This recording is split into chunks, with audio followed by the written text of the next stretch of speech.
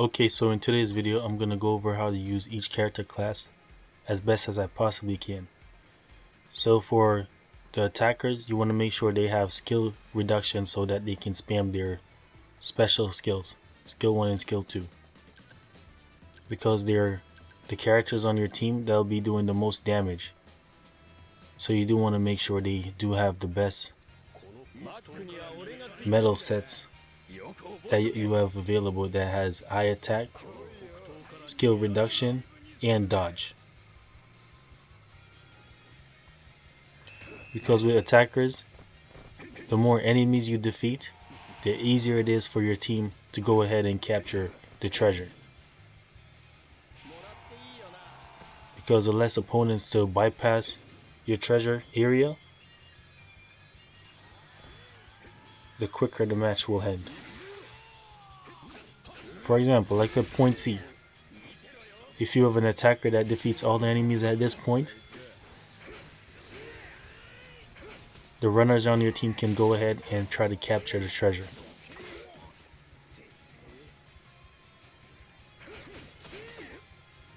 But this is only possible if you have an attacker that has high attack stats or has medals that give them the most attack boost possible.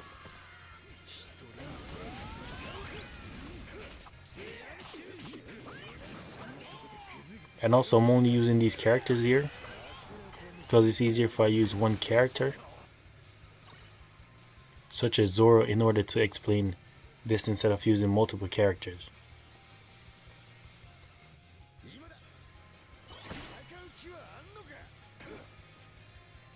So again, every time you're using a character, you have to make sure that the character you're using, you're following what they're able to do. If you're using runner, do the job of a runner. If you're using attacker, do the job of an attacker. And then when using defender, do the job of a defender. So attackers, you want to defeat the most enemies possible.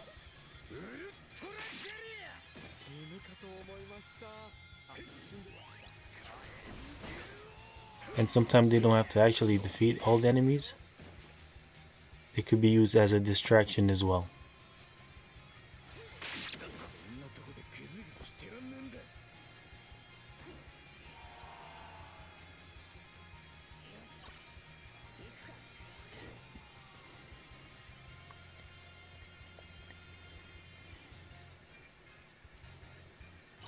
Especially if most of the characters that you're facing have effects that doesn't nullify stagger.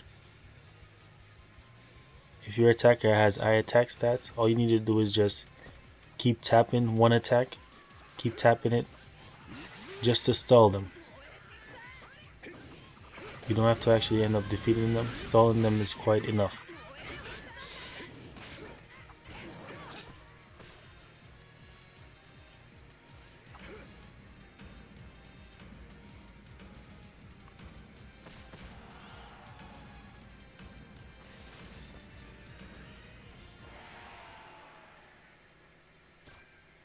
Alright, that's what attackers do right there. Mainly just to attack. Your job isn't really to capture treasure or defend it. It's mostly just to defeat the enemies. And let's go into defenders. For defenders, you want to make sure that their skill 1 and skill 2 is spammable. You want to equip them with the maximum medals that increase skill reduction. Especially one that increase skill reduction when they're in their own treasure area. Because that's when defenders benefits the most.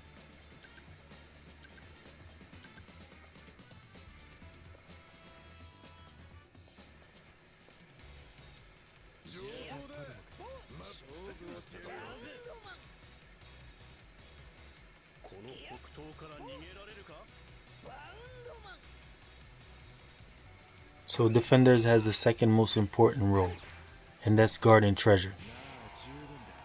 Whenever using a defender, you want to make sure your treasure gauge is completely filled. Because this means it's harder for the opponents to capture your treasure, especially if they're using a runner. especially if they're using an attacker, I meant. Because for attackers, it takes around like 10 seconds if there's just one to capture a treasure area.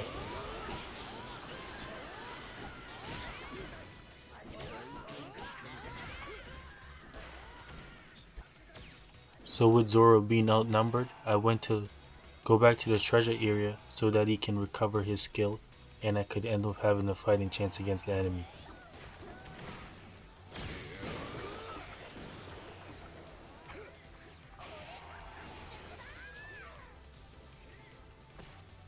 Because before anything else, guarding the treasure comes before defeating enemies.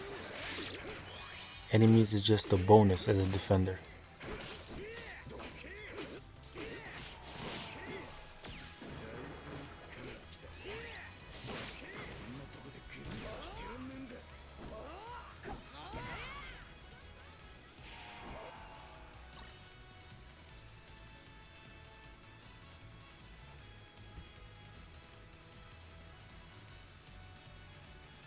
And with skill reduction, defenders are really a threat. Because if they keep spamming their moves, it's very hard for the opponent to defeat them.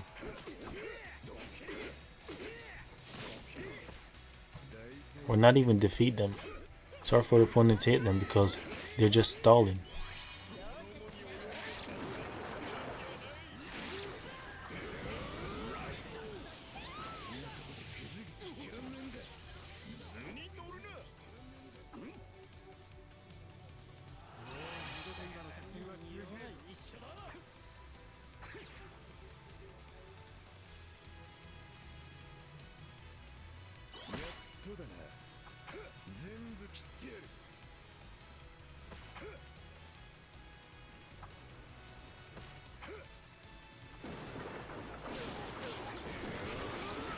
And sometimes the job of a defender is to mostly assist the runner.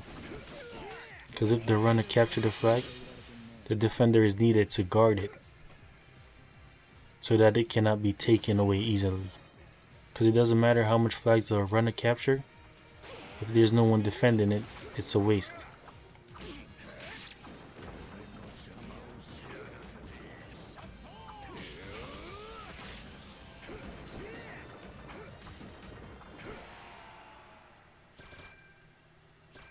That's the job of a defender.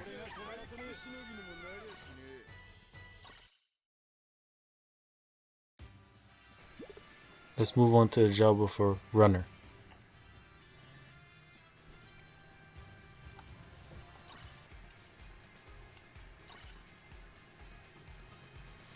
Okay, so with a runner, you want to make sure they have the maximum capture speed possible that you can give them. Because their job is to capture as many flags as possible. Or to try to capture as many flags as possible. So with runners, you have to make sure that the minimap is within your eyesight at all times.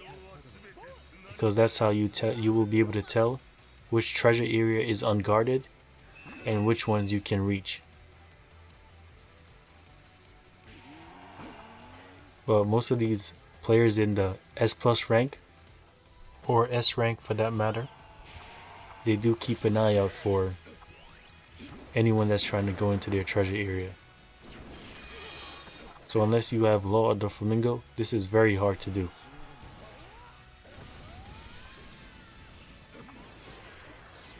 And runners have the most important role in the game because their job is to capture the treasure. And this game is mainly about that.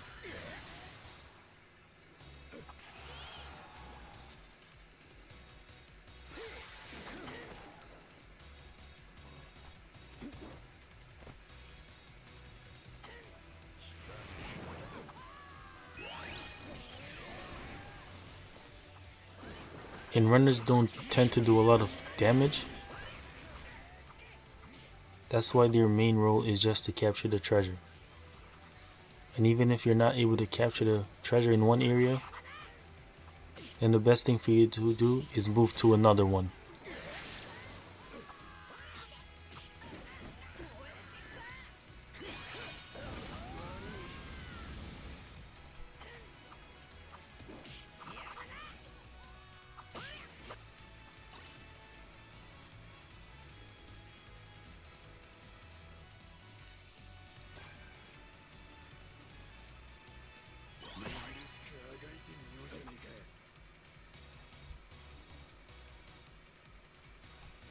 You should remember whenever you're playing a character, you should always stick to your role.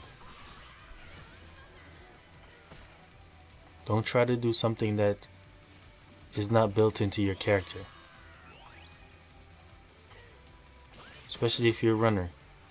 Don't try to go ahead and face all the attackers in the game, because you will end up losing. Stick to the role of capturing the treasure. And if you're an attacker, don't do the job with a runner. Do your job by attacking and defeating enemies. And if you're a defender, don't do the job with an attacker. Stall your opponents and protect this treasure that you already captured. Because you don't need to capture 4 or 5 treasure in this game to win. All you need is to secure just 3. And that is considered enough.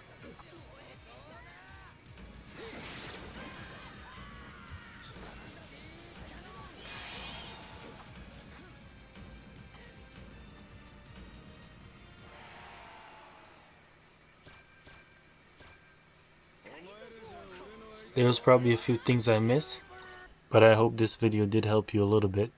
And thank you very much for watching, and peace.